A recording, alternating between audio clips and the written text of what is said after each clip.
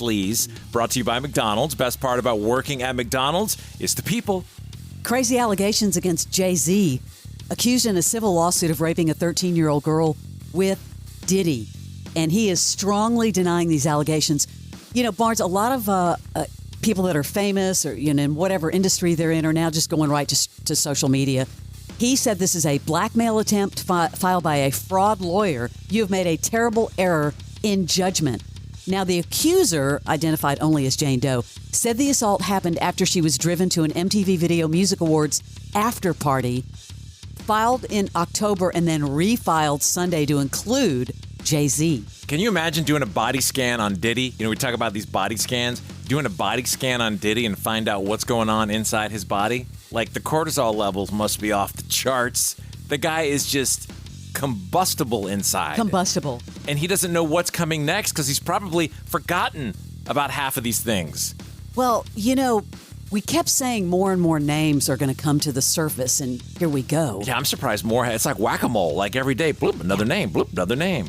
You know the actor Barry Keoghan? I really like him. He was in Saltburn, but he was also like in Dunkirk and breakout role in the Banshees of Inisherin, The Killing of a Sacred Deer. He's going to be in the next Peaky Blinders. You know who I'm talking about, correct? I do. Yeah, I really like him a lot. Well, he has taken to social media, responding to lies and hatred after his breakup reports with Sabrina Carpenter. He's asking people to treat him and his family with respect. He went on X and he got really serious. I can only sit and take so much, he said. My name has been dragged across the internet in ways I usually don't respond to.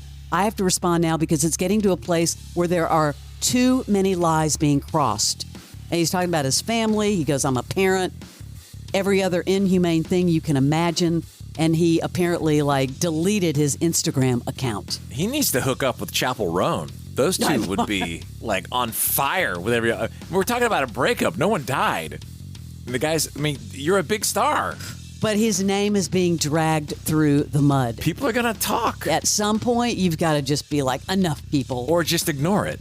Well, you could ignore it, but then it just gets louder and louder and louder. But you can't stop it. Don't you think when you fight back, it gets louder and louder? Well, let me ask you this.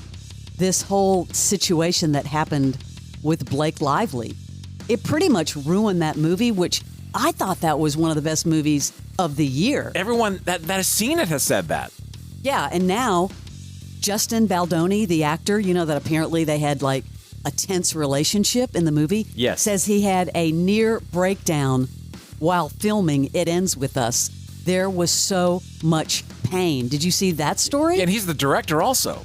He opened up about experiencing, I guess, sexual trauma at the hands of an ex and receiving an ADHD diagnosis at the age of 40. But he's talking about the movie and his character in the movie, quote, he's very jealous and he's heartbroken and he's angry and he doesn't harm her, but you can see in his eyes how dangerous he is. After that scene, I had a near breakdown.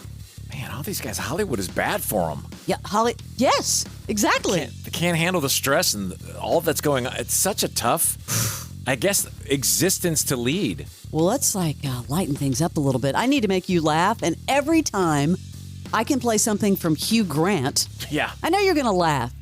Well, you know, he's got this new, I don't know if you've seen the series or the trailer to his movie Heretic. It's a horror movie, but Jimmy Kimmel decided to give him some famous lines from horror movies.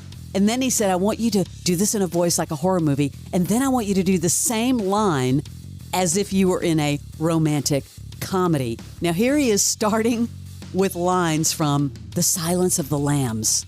Hello, Clarice. How was that? That was really good. I'd hire And you. now? And now in a rom-com way. Well, hello, Clarice. The movie is The Exorcist. The power of Christ compels you. Or, you know, the power of Christ compels you. I like this a lot. Psycho. We all go a little mad sometimes. Or, I don't know, we all go a little mad sometimes. Wow, this is great. Hi, I'm Chucky. Want to play? Or, hi, sorry, I'm Chucky. I just wondered if you'd maybe like to play. Okay, well, this is from one of your films, Love Actually. Yeah. Okay. You know, if you look for it,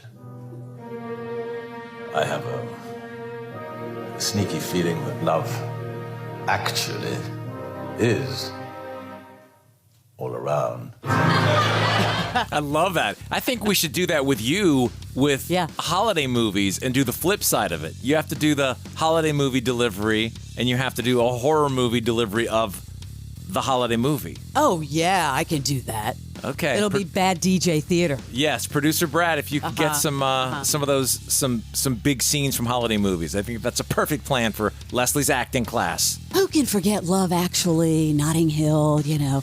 I'm a big fan of Brett Goldstein, of course, from Ted Lasso, Roy. But, you know, Barnes, he was a stand-up for a long time. He's talking to Seth Meyers about being assigned this is really funny. He was assigned a security guard before doing one of his biggest stand-up comedy shows. The promoters gave me a security guard. They said, you have to have a security guard because it's so big now. And I was like, I've never had one. Couldn't it just be low-key? And they went, yeah, sure. I'm scared to tell this story in case he's watching and he's going to kill me. They got me this guy called Rusty, who was a giant, and he had 3 guns on him. It's like, okay, low-key. And on the first night, we do the show, and then we're having dinner. Me and Mo and a few people are having dinner, and a guy comes over to the table very politely, and he says, excuse me, I'm so sorry to interrupt. I've actually paid your bill. Ted Lasso saved my marriage, and I'm just so grateful. And in the middle of his sentence, Rusty pushes him by the pushes him out the door. The poor guy is going like, and I just want to say thank you for everything. And I was like, I really appreciate it. Rusty, down. Oh, yeah, no, for your sake, I really hope Rusty's not watching. Uh-oh. That guy's good. I like Brett Goldstein. Love him. He's also, you know, one of the writers and in the new season of Shrinking. Guess who got engaged? Paris Jackson and her boyfriend, Justin Long. Wait, Justin Long that was married to Drew Barrymore? It says that the model and musician, so apparently it's a different Justin Long. Okay. Shared the news on social Friday. She's posted a carousel of snaps, with the first being Long on one knee proposing, saying, happy birthday, my sweet blue.